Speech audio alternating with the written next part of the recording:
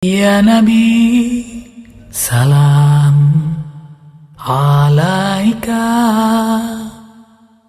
Ya Rasul, salam alaika. Yang ke-50 kita baca bersama Bismillahirrahmanirrahim.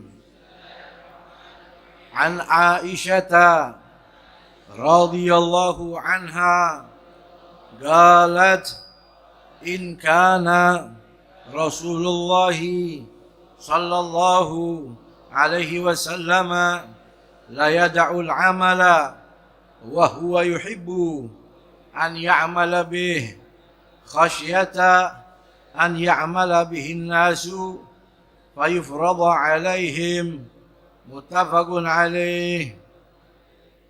Artinya dari Sayyidah Aisyah radhiyallahu anha berkata, jika Rasulullah sallallahu alaihi wasallam benar-benar meninggalkan suatu amal perbuatan, padahal beliau sangat senang mengamalkannya, beliau melakukan hal itu karena takut amal tersebut dilakukan manusia sehingga diwajibkan atas mereka, muttafaqun alaih. Hadis ini atau hadis malam ini hadis yang ke-50 dari lanjutan hadis-hadis yang terangkum dalam kitab Kutubul Falihin, yang dibawa hadis ini oleh Sayyidah Aisyah, istri baginda Nabi kita Muhammad sallallahu alaihi wasallam, Ummul Mukminin radhiyallahu taala anha wa ardaha. Semoga Allah meridainya dan kita mendapatkan barokahnya, amin. Galat Sayyidah Aisyah berkata, in kana, in adalah dhamiru sya'an, artinya ai innahu, sesungguhnya. Kana Rasulullah sallallahu alaihi wasallam, sesungguhnya baginda Rasul itu la yada'u, sungguh beliau itu meninggalkan. La yada'u ayyatruku, beliau itu meninggalkan al-amala, amal perbuatan. Yang dimaksud amal perbuatan ibadah sunnah, bukan ibadah wajib. Beliau sungguh meninggalkan amalan-amalan sunnah di hadapan sahabat-sahabatnya. Wa huwa yuhibbu, padahal sebetulnya Nabi itu sangat senang, sangat suka, gemar senantiasa melakukan amalan sunnah itu di depan sahabatnya, yang bisa dicontoh, bisa diikuti, tapi ditinggalkan oleh Rasul di hadapan para sahabat. Wa huwa yuhibbu an ya'mala bi khasyata. Kenapa Nabi tinggalkan? Mengapa Nabi melakukan ibadahnya itu di dalam rumahnya, tidak di hadapan sahabat? Khasyata, karena Nabi khawatir, karena Nabi takut. An ya'mala bihin nasu, khawatirnya Nabi amalan itu diikuti kompak rame-rame sama sahabatnya. Fayufrada alaihim, yang berujung akhirnya ibadah sunnah itu jadi wajib. Fayufrada alaihim, khawatirnya Nabi ibadah yang tadinya sunnah itu, karena mereka ngikutin Nabi secara kompak, khawatirnya dijadikan ibadah wajib, turun wahyu dari Allah untuk umat Islam, akan menjadi beban untuk umatnya baginda Nabi kita Muhammad SAW. Jadi hadis ini, saudara hadirin wal hadirat jamaah majlis Rasulullah SAW, menjelaskan bagaimana begitu lembutnya hati Rasulullah. Bukan Nabi berharap kita itu meninggalkan sunnahnya, bukan. Tapi Nabi khawatir kita nggak mampu. Nabi khawatir kita meninggalkan suatu ibadah, apalagi itu wajib. Seseorang meninggalkan ibadah wajib, dosa apa tidak? Dosa. Jadi Nabi nggak mau, yang sudah wajib sudah, itu saja dijaga. Kalau ada kelonggaran waktu, semangat juang ibadah, silakan hidupkan ibadah-ibadah sunnah. Tetapi saat itu beliau lebih menyembunyikan ibadah-ibadah sunnahnya, contohnya sholatnya di rumah. Sholat apa? Sholat sunnah. Kalau sholat wajib, Nabi pergi ke masjid. Tapi ibadah sholat sunnahnya seperti duha, seperti tarawih pada malam-malam ketiga, keempat, dan selanjutnya, Nabi nggak ke masjid. Khusus untuk Rasul. Kenapa? Khawatir kalau Rasul tetap ngimami sholat tarawih 30 malam, akhirnya tarawih jadi wajib. Kalau tarawih jadi wajib, kira-kira wajib apa tidak buat kita? Jadi wajib juga. Kalau tidak sholat tarawih, sementara itu wajib, maka kita dosa. Betul? Nggak sholat witir, jadi dosa. Nabi sholat duhanya di rumah. Nggak di masjidnya, khawatir sahabat lihat, ikuti Rasul, akhirnya sholat duha jadi wajib. Kalau sholat duha jadi wajib, kita semua wajib melaksanakannya. Berapa banyak orang meninggalkan sholat tarawih, berapa banyak orang meninggalkan sholat duha, zuhur, asar, maghrib, isya, subuh saja sering ditinggalkan. Betul? Jadi ini, saudara hadirin, hadirat yang dirahmati oleh Allah Subhanahu wa Ta'ala, bukan beranggapan Nabi meninggalkan amalan itu karena Nabi tidak suka ibadah. Nabi orang yang paling getol, paling gemar ibadah. Untuk apa? Lima fihi minat tagarrub ilallah azza wa jal. Nabi itu orang yang selalu ingin bermunajat sama Allah. Sampai makan bawang saja Nabi nggak mau. Ini rajulun unaji rabbi. Saya ini individu, seseorang yang setiap detiknya saya itu munajat sama Allah. Jadi saya tidak mau mulut saya ini bau. Makanya tidurnya Nabi tidak membatalkan wudu. Karena Nabi setiap detiknya selalu berhubungan dengan Allah Jalla Jalaluhu wa ta'ala azamatuh. Lalu untuk apa Nabi meninggalkan? Khawatir kita teledor. Sementara kita akan terkena dosa daripada ibadah-ibadah wajib yang kita tinggalkan. Dalam Sahihul Bukhari dibawa oleh Imam Abu Hurairah, pada malam ketiga, malam keempat Nabi tidak sholat berjamaah, maksudnya tidak ikut sholat tarawih berjamaah, witir berjamaah di masjid. Pada malam ketiga, malam keempat Ramadan, Nabi nggak keluar dari rumahnya. Setelah sholat Isya, Nabi pulang. Nabi kerjakan di rumah. Sahabat kumpul, tetap melaksanakan ibadah sampai subuh Nabi keluar. Kharaja alaihim wa qala lahum ma mana'ani illa khasyata an tufrada alaikum fata'jizu 'alaiha, muttafaqun alaih. Wahai sahabatku, maaf, tadi malam sampai sekarang saya baru keluar hanya untuk sholat berjamaah. Saya khawatir sholat malam jadi wajib untuk kalian, diturunkan wahyu wajib oleh Allah untuk kalian, nantinya kalian tidak akan bisa menjalankan, menjadi beban, makanya saya tidak keluar. Itu Rasulullah. Baginda Nabi kita Muhammad sallallahu alaihi wasallam. Jadi hadis ini bisa kita ambil ungkapan bagaimana perhatiannya Rasul kepada kita umatnya. Sallu ala Nabi. Harisun alaikum. Sangat menginginkan orang-orang ini beriman. Sangat perhatian kepada manusia. Bil mu'minina raufun rahim. Wa ma arsalnaka illa rahmatan lil alamin. Itu firman Allah. Allah Ta'ala dalam wahyunya berfirman, tidaklah kuutus engkau wahai kekasihku Muhammad, melainkan menjadi manusia pembawa rahmat bagi alam semesta. Manusia, jin, binatang, malaikat, semua yang ada di bumi Allah. Nabi adalah utusan sebagai rahmat bagi alam semesta. Makanya salah kalau dibilang Nabi kejam. Nabi itu orang paling lembut. Salah kalau dibilang Nabi itu orang yang sangat kasar. Salah, Nabi itu orang yang sangat halus. Perhatian. Sampai ibadah yang khawatir ini jadi wajib ditinggalkan oleh baginda Nabi kita Muhammad sallallahu alaihi wasallam. Innama ana rahmatun muhda. Saya ini rahmat yang dihadiahkan oleh Allah untuk kita nih, umat manusia. Nabi itu hadiah dari Allah buat kita. Makanya kalau ada orang bertanya untuk apa kita sholawat sampai ribuan kali, untuk apa kita baca sholawat sampai meneteskan air mata, untuk apa kita bergadang bangun tengah malam mulut kita basah baca sholawat untuk Rasul. Sesungguhnya saudara perlu kita ketahui, tetesan air mata kita, kerinduan kita, sholawat yang kita baca untuk Rasul dari mulai kita sehat sampai sakit, sampai meninggal dunia, tidak sebanding dengan perhatiannya Rasul kepada kita. Di dunia saja, apalagi nanti di yaumil mahsyar. Di dunia saja Nabi perhatian kepada kita sampai seperti ini.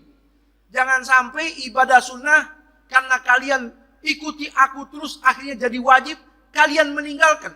Jadi lebih baik saya tinggalkan itu. Itu maksud hadis ini. Belum lagi di alam barzah. Belum lagi di yaumil qiyamah. Bagaimana seseorang yang amalnya banyak tapi tidak dapat syafaat, tidak dapat rahmat Allah, tidak cium bau surganya Allah. Begitu besar rahmat Allah, yaitu baginda Nabi kita Muhammad sallallahu alaihi wasallam. Makanya dalam hadis ini dijelaskan seperti itu. Nabi meninggalkan bukan berarti Nabi tidak suka. Nabi suka. Tapi Nabi khawatir itu jadi wajib. Akhirnya kalian teledor. Ya, ini agama Islam saudara. Agama yang paling enak. Agama yang paling enteng. Inna dina yusrun. Dalam Sahihul Bukhari. Inna dina yusrun. Agama Islam itu enteng, mudah. Walan yushadad dinu ahadun illa ghalabah. Kalau ada orang menjadikan agama Islam ini berat, dibikin agama Islam ini sangat sulit, ibadahnya harus begini, harus begitu, kalau tidak begini haram, kalau tidak begitu salah, terlalu membebani, illa ghalabah, pasti orang itu bakal terkalahkan. Fasaddidu, kata Nabi, makanya kerjakanlah sebagaimana mestinya. Wagaribu, atau mendekati semestinya. Wa abshiru, bergembiralah kalian umat Islam. Jangan sedih, jangan sulit. Dan mintalah rahmat Allah bil ghadwati war rauhati wa syai'in minad daljah. Tapi kata Nabi, memohonlah kalian pahala dari Allah pagi, sore, dan sedikit di waktu malam. Agama enteng, agama Islam. Inna dina yusrun. Laisa alaikum fid dini min haraj. Yassiru wala tu'assiru. Bikin mudah, jangan bikin sulit. Saya mau masuk Islam, Ustaz. Oh, Anda harus tobat dulu. Anda harus mandi dulu. Anda harus begini. Ini Islam mudah. Ulurkan tangan Anda. Anda masuk Islam ikhlas karena hati Anda. Gol, katakan asyhadu an la ilaha illallah, asyhadu anna Muhammad Rasul. Enteng. Silahkan sekarang Anda mandi. Jadi Islam itu sangat enteng. Ada sahabat ikut perang. Di tengah malam dia bangun kemah. Pada malamnya dia tidur, pagi janabah. Sementara kepalanya retak. Terkena pedang. Dia bertanya ke sahabat, bagaimana cara saya untuk sholat? Kamu harus mandi janabah dulu. Dia mandi. Ketika air masuk ke lubang kepalanya, dia meninggal dunia. Kata Nabi, engkau telah membunuhnya. Agama itu enteng, suruh tayamum, selesai. Betul. Jadi agama Islam itu sangat indah. Yuridu bikumul yusra wala yuridu bikumul usur. Allah pengen mudah buat kita. Begitu juga baginda Nabi kita Muhammad sallallahu alaihi wasallam. Laula an ashugga ala ummati la amartuhum bisiwaki inda kulli salah, rawahul Bukhari. Wa fi riwayatil muslimin ma kulli salah. Dalam hadis Nabi, seandainya saja saya tidak khawatir kalian terbebani dengan siwak, maka pasti saya wajibkan kalian semuanya wajib pakai siwak setiap mau sholat. Tapi saya khawatir ini jadi beban. Makanya Nabi tidak memerintahkan dan mewajibkan, tapi hanya menjadikan ibadah sunnah. Lihat perhatian Rasul. Kalau siwak ini jadi wajib, bagaimana kalau orang yang nggak punya siwak? Yang dagang siwaknya lagi sakit. Siwaknya habis. Kita mau cari siwak, nggak ada yang dagang. Zohor udah 2:30, sebentar lagi asar. Orang bingung lompat-lompatan cari yang dagang siwak. Yang dagang siwaknya lagi sakit, lagi lebaran. Makanya Nabi udah pikirkan, seandainya saja siwak itu saya wajibkan tidak jadi beban, saya wajibkan. Tapi khawatir jadi beban. Ini siwak kegemarannya Nabi. Keunggulan yang paling utama manfaatnya mengingatkan 2 kalimat syahadat ketika orang mau meninggal dunia. Kalau orang rajin pakai siwak, ketika dia mau meninggal dunia, nggak perlu diingatin, dia ingat sendiri. La ilaha illallah Muhammadun. Makanya Nabi pengennya itu wajib, tapi khawatir jadi beban. Rahmat baginda Nabi kita Muhammad SAW. Kita lihat dalam hadis ini seperti itu. Kasih sayang Rasul sampai Nabi tinggalkan, takut jadi wajib. Sholat duhanya Nabi di rumah. Sampai Nabi suruh kita sholat sunnah banyakin di rumah. Anda mau sholat subuh di masjid, bagus, sebelum berangkat sholat sunnah. Sunnah subuh 2 rakaat di rumah, baru jalan ke masjid. Kita lihat Nabi sholat duhanya juga di rumah. Sholat wajib di masjid. Antara subuh sampai zohor, itu waktu panjang apa pendek? Panjang. Dari subuh sampai zohor. Dari isya sampai subuh, panjang nggak? Panjang. Makanya ada sholat malam, ada sholat siang. Sunnah. Sholat siang sunnah duha. Dari subuh sampai zuhur waktunya panjang. Makanya ada sholat duha.